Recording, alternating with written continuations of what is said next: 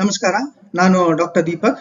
ಇವತ್ತು ಮೀನ್, ಮೀಡಿಯನ್ ಮತ್ತು ಮೋಡ್ ಅಂದ್ರೆ ಏನು, ಇದನ್ನ ಮೆಡಿಕಲ್ ಇಂಡಸ್ಟ್ರಿನಲ್ಲಿ ಹೇಗೆ ಯೂಸ್ ಮಾಡ್ತಾರೆ ಅನ್ನೋದನ್ನ ನೋಡೋಣ. ಮೀನ್, ಮೀಡಿಯನ್ ಮೋಡ್ ಅನ್ನ ಮೆಷರ್ಸ್ ಆಫ್ ಸೆಂಟ್ರಲ್ ಟೆಂಡೆನ್ಸಿ ಅಂತ ಕೂಡ ಕರೀತಾರೆ. ಮೊದಲನೇದಾಗಿ ಮೀನ್. ಮೀನ್ ಅಂತಂದ್ರೆ ಆವರೇಜ್ ಅಂತ ಕರಿತೀವಿ. ಈಗ ಒಂದು ಎಕ್ಸಾಂಪಲ್ ತಗೊಂಡು ನೋಡೋದು ಅಂತ ಆದ್ರೆ, ಇಲ್ಲಿ ನಾನು 5 ಜನರ ಸ್ಯಾಲ್ರಿ ತಗೊಂಡಿದ್ದೀನಿ. ಈ 5 ಜನರ ಸ್ಯಾಲ್ರಿಯ ಆವರೇಜ್ ಏನು ಅಂತ ಕಂಡುಹಿಡಿಬೇಕು ಅಂತ ಆದಲ್ಲಿ 5 ಜನರ ಸ್ಯಾಲ್ರಿಯನ್ನ ಆಡ್ ಮಾಡಿ 5ರಿಂದ ಡಿವೈಡ್ ಮಾಡಿದ್ರೆ ನನಗೆ ಆವರೇಜ್ ಸಿಗುತ್ತೆ. ಇಲ್ಲಿ ಆವರೇಜ್ ನನಗೆ 40,000 ಬರ್ತಾ ಇದೆ. ಇದರಲ್ಲಿ ಏನು ತೊಂದರೆ ಇದೆ ಅಂತ ಅನ್ನಿಸ್ತಾ ಇಲ್ಲ. ಅದೇ 5 ಜನರಲ್ಲಿ ಈಗ ನೀವು ಮುಖೇಶ್ ಅಂಬಾನಿನ ಕರ್ಕೊಂಬನ್ನಿ, ಒಬ್ರನ್ನ ತೆಗೆದ್ಬಿಟ್ಟು. ಆವಾಗ ಏನಾಗುತ್ತೆ ಅನ್ನೋದನ್ನ ನೋಡೋಣ. ಮುಖೇಶ್ ಅಂಬಾನಿಯ ಸ್ಯಾಲ್ರಿ ಸರಿಸುಮಾರು 15 ಕೋಟಿ ರೂಪಾಯಿ.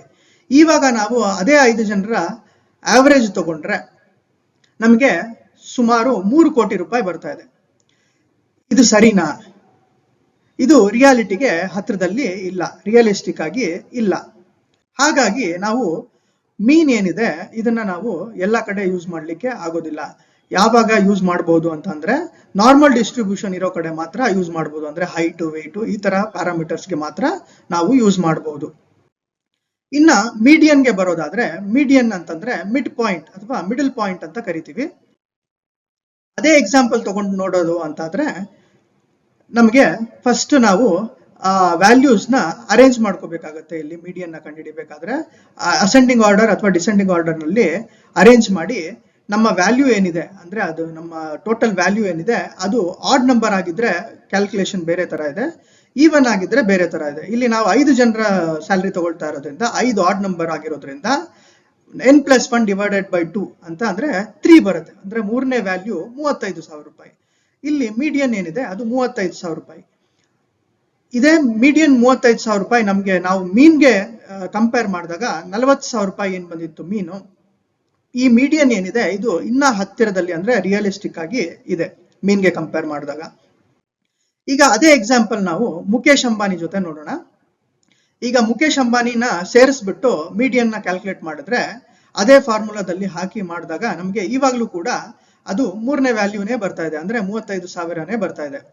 ಇಲ್ಲಿ ಮುಖೇಶ್ ಅಂಬಾನಿ ಬಂದ್ರೂ ಇಲ್ಲಿ ನಮಗೆ ಮೀಡಿಯನ್ ಏನಿದೆ ಅದು ಚೇಂಜ್ ಆಗ್ತಾ ಇಲ್ಲ. ಹಾಗಾಗಿ ಮೀಡಿಯನ್ ನ ನಾವು ಸ್ಕಿವ್ಡ್ ಡಿಸ್ಟ್ರಿಬ್ಯೂಷನ್ ಅಲ್ಲಿ ಕೂಡ ಯೂಸ್ ಮಾಡಬಹುದು.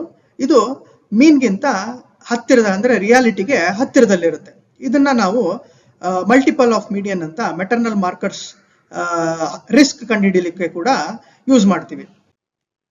ಇನ್ನು ಮೋಡ್ ಅಂತಂದ್ರೆ ರಿಪೀಟ್ ವ್ಯಾಲ್ಯೂ ಅಂತ ಕರಿತೀವಿ.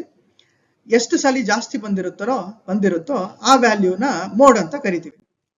ಈಗ ಅದೇ 5 ಜನರ ಸ್ಯಾಲ್ರಿ ತಗೊಂಡು ಎಕ್ಸಾಂಪಲ್ ನ ತಗೊಂಡು ನೋಡೋದಾದ್ರೆ ಇಲ್ಲಿ 30,000 ಏನಿದೆ ಅದು ರಿಪೀಟ್ ಆಗಿದೆ. ಇಲ್ಲಿ ಮೋಡ್ 30,000 ಆಗುತ್ತೆ. ಮೋಡ್ ನ ನಾವು ಕ್ಯಾಟಗೋರಿಕಲ್ ಡೇಟಾನಲ್ಲಿ ಯೂಸ್ ಮಾಡ್ತೀವಿ. ಅಂದ್ರೆ ಎಕ್ಸಾಂಪಲ್ ನ ನೋಡೋದು ಅಂತ ಆದ್ರೆ common blood group, common disease ಈ ತರದ್ನೆಲ್ಲ ಕಂಡುಹಿಡಿಯಲಿಕ್ಕೆ ನಾವು ಮೋಡ್ ಯೂಸ್ ಮಾಡ್ತೀವಿ. ಮೀನ್, ಮೀಡಿಯನ್, ಮೋಡ್ ಇದ್ರ ಬಗ್ಗೆ ನಿಮ್ಗೆ ಅರ್ಥ ಆಗಿದೆ ಅಂತ ಅನ್ಕೊಳ್ತೀನಿ. ಮೀನ್ ಮತ್ತು SD ಮತ್ತು CV ಅನ್ನ ನೆಕ್ಸ್ಟ್ ಸಲ ನಾನು ಹೇಳ್ಕೊಡ್ತೀನಿ. ನೆಕ್ಸ್ಟ್ ಎಪಿಸೋಡ್ಗೆ ಕಾಯ್ತಾ ಇರಿ. Thank you.